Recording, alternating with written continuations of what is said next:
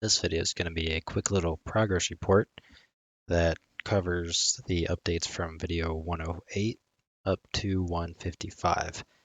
Now, the difference between what we're currently showing and the progress made in 155 is the third person animations, and including the mesh as well. This is from MakeHuman. Now, this kind of setup for the third person related stuff that will be done in videos 156 and 157. I haven't made them yet, so that's just my assumption, but I'll probably end up spreading them out over the course of 2 videos. Now, currently, the progress that has been made from video 108 has been primarily regarding the weapon system and replication. So as you can see, we have a 1911, we have set up for aiming, firing from both the hip and from sights. Then when we run out of ammo, just simply reload. Now, I do not have a reload animation for the 1911 as of yet for the third person, and I only have one animation. That is just without the slide being locked to the rear, so as if the mag's not empty. And as if, yeah. In the future, we will be changing this so that it will not be limited. So we'll have two different types of reloads. So one for when the gun runs dry, and two when there's still ammo in the magazine. So you would put the slide would be locked to the rear when the gun runs dry, and then we would have the one that we currently have for just normal. We have a basic ammo system, so currently there's 7 rounds in the magazine. So 1, 2, 3, 4, 5, 6, 7. I can no longer shoot. I reload, then I can continue shooting.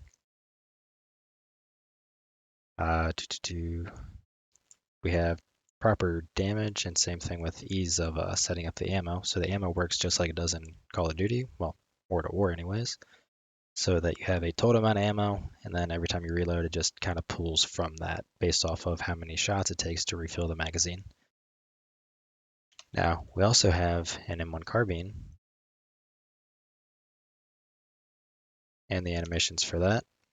We do not have a reload animation for this just yet for the third person, but we have the fire, the hip idle, aim down sights, and same thing with the first person reload, but no third person at the moment. And same thing, gun will just run dry.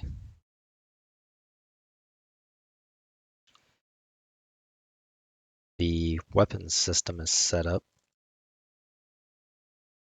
So we have that corresponds to kind of what I've been finding online. So we have the base damage for the weapon, a multiplier for headshots, chest shots, and stomach shots. Now this is all going to be just based off of stats that I find online based on the weapon. So for instance, this gun and its Pack-a-Punch version, I could have 2 separate ones for all that kind of stuff. Then we have the total ammo, so just the weapon max ammo, and the magazine max ammo. And the same goes for the M1 carbine. It's just the same exact thing, just different stats. And we also, I can't remember if we had it in the previous 108 video. I'll just switch to the viewport. But we got functional buyable doors, same thing with the couches, but I haven't modeled the couch yet. Well, I have, it's just crappy. And we started on the mystery box, so we have the mystery box visually done. We just need to add functionality. The animations and stuff are done as well. That's pretty much it, aside from the weapon changes that we ended up doing.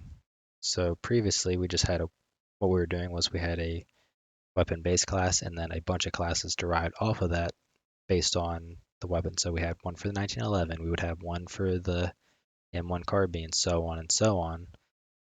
When I decided to change that up and just split it, so we have the weapon base class, which, duh, that's self-explanatory. And then we have a weapon semi-class. This is for semi-auto guns, such as the 1911 and M1 carbine. And I want to break this up into categories. So we have one for semi-auto, one for full auto, one for shotguns, and one for specials, such as like the ray gun or Wonder Waffle. If I ever end up actually making the Wonder Waffle, that's going to be a challenge, I would imagine, well, from the modeling department. So up next for this, I think we're probably going to end up doing the full auto class because I do have the Sturmgewehr here, and it's not quite complete. There's still some small issues, such as if we look through the handguard, you can see all the way through it. So I gotta deal with some flip normals. I just gotta literally flip them on the inside of the handguard.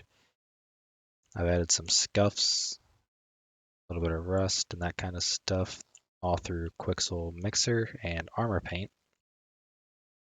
The stock texture absolutely sucks, but I didn't make this gun and I didn't make the actual textures. I just kind of painted it on. The only thing that I really have done for this, aside from just the painting, would be rigging it up. So that way we have everything set up and good to go. That is like the bolt carrier and that kind of stuff. And as you can see right through. So I want to change that so the normals aren't flipped.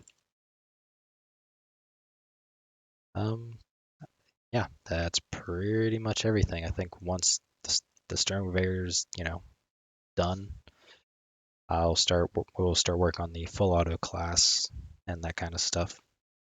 But yeah, that's all for now. And I will see you in the next tutorial video.